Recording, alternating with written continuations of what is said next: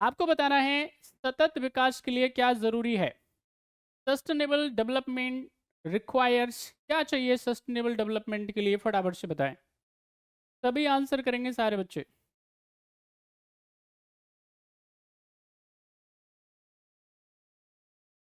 चलिए भाई आंसर करिए सारे बच्चे, वेटिंग फॉर योर आंसर्स। सभी आंसर करिए फटाफट से।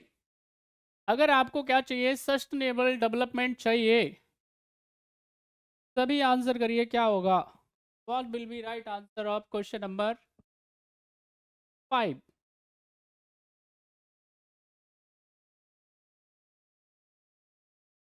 चलिए, जिन जिन बच्चों ने आंसर दिया है, लेट चेक।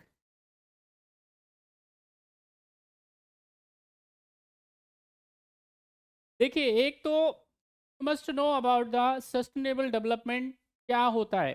सस्टेनेबल डेवलपमेंट का मतलब क्या होता है, ऐसा विकास, ऐसा डेवलपमेंट जिसमें हम क्या करें, हमारी ज़रूरतों को पूरा करें। यानी जो प्रेजेंट पॉपुलेशन है, जो वर्तमान की जनसंख्या है, वो अपनी ज़रूरतों को पूरा करते हुए कोई कॉम्प्रोमाइज़ ना करे, लेकिन रिसोर्सेज जो भविष्य की अपकमिंग जनरेशन है उसके लिए भी इंश्योर होने चाहिए, उसके लिए भी बचने चाहिए। बात समझ में आ रही है? तो उसको क्या बोला जाएगा, सस्टेनेबल डेवलपमेंट गोल। हमको घर चाहिए, इसमें कोई प्रॉब्लम नहीं है, हमको खाना चाहिए, इसमें कोई प्रॉब्लम नहीं है, there is no problem in that. But हम क्या करें, घर इस तरह से बनाएं, भाई हमको अगर जरूरत है 4 कमरों की, तो क्यों हमको जो है इसको 12 कन्वर्ट करना है। भाई थोड़ा आसपास क्या कर सकते हो आप, उसमें 4 कमरे की जरूरत है आपको, तो इतना लंबा चौड़ा आपको यहाँ पे क्यों, एक तो खर्चा करने की आवश्यकता है, भाई आसपास पेड़ पौधे लगा दो, गार्डन बना लो, बहुत अच्छा है उसमें। अच्छा, उसमें क्या कर सकते हो, अपनी खुद की सब्जियां बना सकते हो आप उसमें, बहुत कुछ। लेकिन क्या होगा, हमको ज़रूरत नहीं है, उसके बावजूद भी क्या करते हैं लोग, मतलब मुझे समझ नहीं आ रहा कौन सी मेंटेलिटी से काम करते हैं, मतलब सारा का सारा कवर कर देंगे, है ना। तो ये क्या है, ख़राब स्थिति है भाई। अपनी एटलीस्ट ज़रूरतों के लिए क्या कर सकते हो आप, ज़मीन बचा कर रख सकते हो, पेड़ पौधे लगा सकते हो, है कि नहीं, इतना इजीली किया जा सकता है। लेकिन क्या कर सकते हैं, उसमें कुछ नहीं कर सकते, है ना। सरकारें भी रेस्पॉन्सिबल हैं, और साथ ही साथ में सिटीजन्स भी रेस्पॉन्सिबल हैं। तो यहाँ पे सबसे पहले क्या आता है, इन 2000 आता है मिलेनियम डेवलपमेंट गोल्स।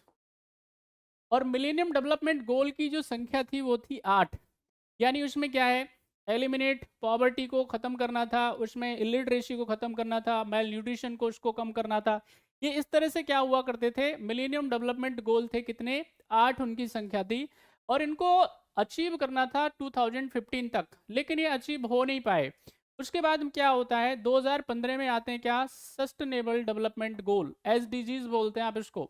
और सस्टेनेबल डेवलपमेंट गोल की शुरुआत होती है कब से, 2016 से। इनको अचीव करना है कब तक, 2030 तक, 2030 तक हमको क्या करना है, इनको अचीव करना है। इनकी जो संख्या है वो कितनी है, 17। सस्टेनेबल डेवलपमेंट गोल पे, मिलियन डेवलपमेंट गोल पे पहले से लेक्चर्स हुए पड़े हैं, आप जा करके देख सकते हैं। अब उसमें क्या है, जो सस्टेनेबल डेवलपमेंट गोल था, माफ कीजिए, जो मिलेनियम डेवलपमेंट गोल था उसी को एक्सपांड करके उनकी संख्या को क्या कर दिया, बढ़ा दिया है, और 17 कर दिया है। तो यहाँ पे क्या है भाई, मतलब सस्टेनेबल डेवलपमेंट के लिए ज़रूरी क्या है, क्या होना चाहिए, कंजर्वेशन ऑफ बायोलॉजिकल डाइवर्सिटी।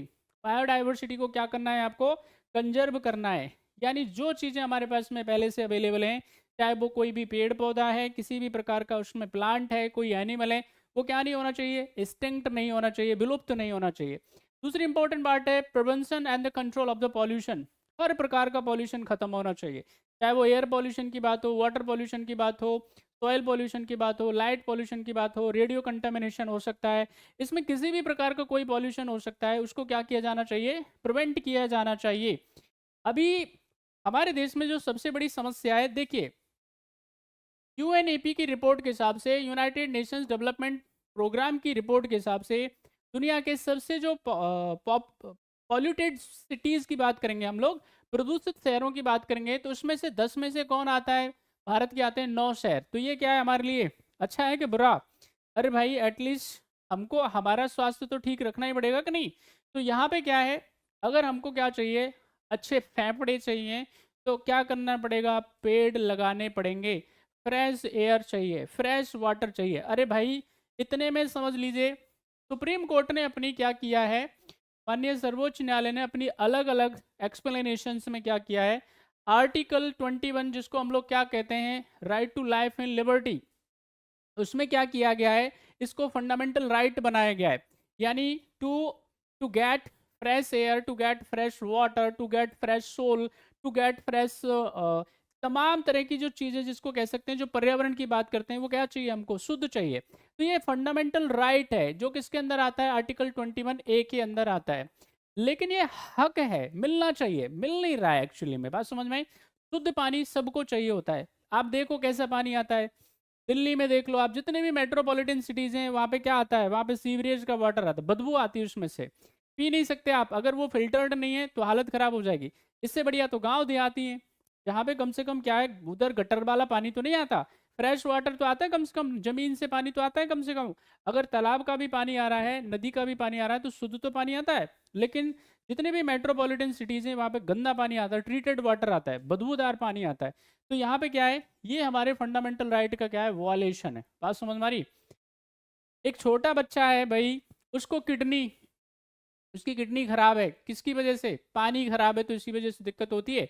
उसको स्टमक पेन हो जाता है, क्या किसकी वजह से, पानी की वजह से होता है। उसको अलग अलग प्रकार की, पानी से बहुत सारी बीमारियां हो रही हैं आजकल, सोचो आप। तो इसका मतलब क्या है, पानी की कमी से हो रही है सब।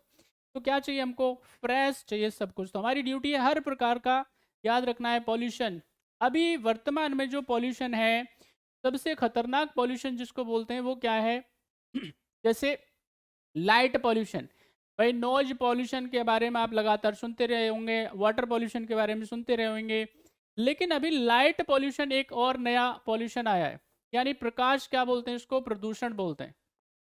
अब ये प्रकाश प्रदूषण से क्या हो रहा है, लगातार हमारे घरों में हम देखते हैं अलग अलग प्रकार के कलर की हम लोग क्या करते हैं, हम लोग बल्ब जलाते हैं, ट्यूबलाइट जलाते हैं, या लाल पीली, मतलब कुछ भी। तो क्या होगा, ये डिस्टर्ब करता है, इससे हमारी नींद डिस्टर्ब हो रही है, इससे समस्या क्या हो रही है, हमको कॉन्शियसनेस की प्रॉब्लम्स हो रही है।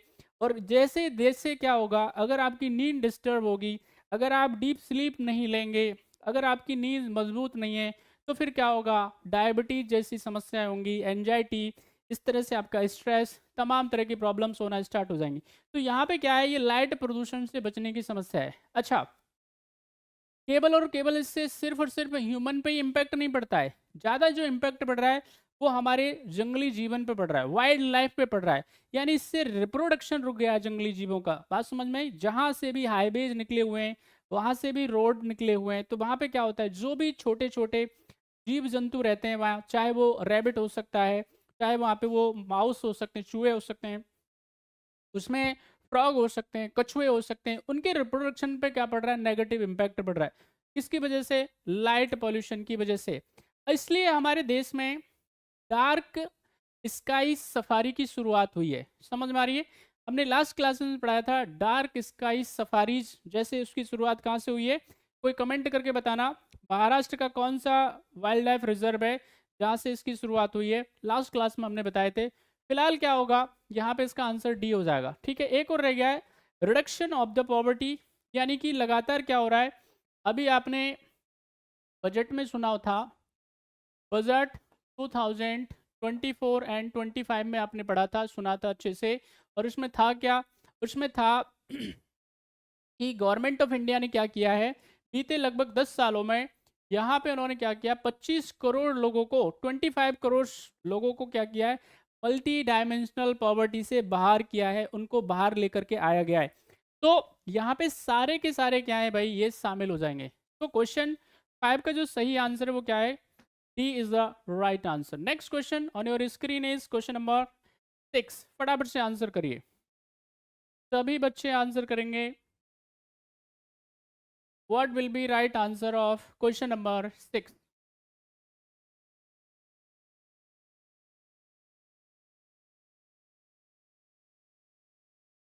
Waiting for your answers. सभी आंसर करें सारे बच्चे।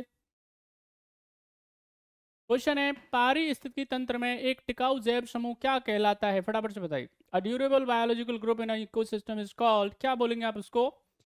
बहुत इंपॉर्टेंट क्वेश्चन है, इकोटोन, सक्सेशन, क्लाइमैक्स और सीरल। सभी बच्चे बताइए जल्दी से। क्वेश्चन आपकी स्क्रीन पे है, फटाफट से बताइए।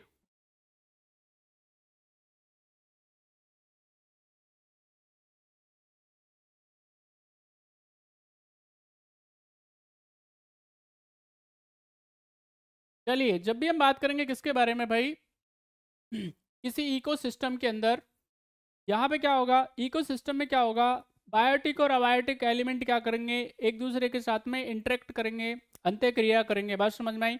इसी से क्या होगा, ये ड्यूरेबल होगा। तो यहाँ पे क्या होगा, पहले हम बात करते हैं किसके बारे में, इकोटोन के बारे में। तो यहाँ पे ध्यान रखना, ये दो इकोसिस्टम के बीच का ट्रांजिशन एरिया होता है। इकोटोन क्या होता है, इकोटोन किसको कहते हैं, बड़ा इंपॉर्टेंट है, याद रखना अच्छे से। इकोटोन किसको कहेंगे, दो अगर इकोसिस्टम है, उन दो इकोसिस्टम के बीच का, या ट्रांजिशन जोन जिसको बोलेंगे, ट्रांजिशन एरिया बोलेंगे, संक्रमण क्षेत्र बोलेंगे आप इसको। इसको याद रखना है इकोटोन को। एग्जाम्पल के तौर पे अगर मैं आपको कहूं, तो जैसे क्या हो सकता है, जैसे फॉरेस्ट है, क्या है, वन है, और यहाँ पे क्या है, एक और मान लेते हैं हम लोग डेजर्ट, क्या मान लेते हैं यहाँ पे हम लोग, इसको मरुस्थल बोल सकते हैं ना। और इसका जो हम याद रखेंगे, इकोटोन की बात करेंगे, तो वो कौन हो जाएगा आपका, याद रखना है, इधर हम इसको क्या बोलेंगे, ग्रासलैंड। समझ में आ रही है, क्या बोलेंगे, घास के स्थल। तो इकोटोन बड़ा इंपॉर्टेंट है, यानी दो इकोसिस्टम के बीच या ट्रांजिशन एरिया को क्या बोला जाता है, इकोटोन बोला जाता है। सक्सेशन का मतलब क्या होता है, जब कोई ताकतवर स्पीसी आकर के किसी बड़े एरिया पे फैल जाती है और वहाँ की जो रेजिडेंट स्पीसी होती है उसको रिप्लेस कर देती है, उसको क्या बोलते हैं, सक्सेशन बोलते हैं। बात समझ में आई? उसको अनुक्रम बोलते हैं। और क्लाइमैक्स की जब हम बात करेंगे तो इसमें क्या होगा, जो अभी जिसको हम लोग क्या बोलते हैं, सक्सेशन बोलते हैं, सक्सेशन के बाद में एक स्पीसी क्या होगी, वो इतनी ज़्यादा ताकतवर हो जाएगी, इतनी ज़्यादा पावरफुल हो जाएगी कि अब उसको क्या करना, वहाँ से हटाना, वहाँ से रिप्लेस करना संभव नहीं होगा, किसी के लिए पॉसिबल नहीं होगा। इसलिए उसको क्या बोलते हैं, क्लाइमैक्स बोलते हैं। बात समझ में आई? तो यहाँ पे क्या होगा, इसी क्लाइमैक्स की वजह से क्या होता है, ड्यूरेबिलिटी बढ़ जाती है किसी भी इकोसिस्टम की। तो राइट आंसर इसका जो हो जाएगा वो क्या है, C, climax is the right answer.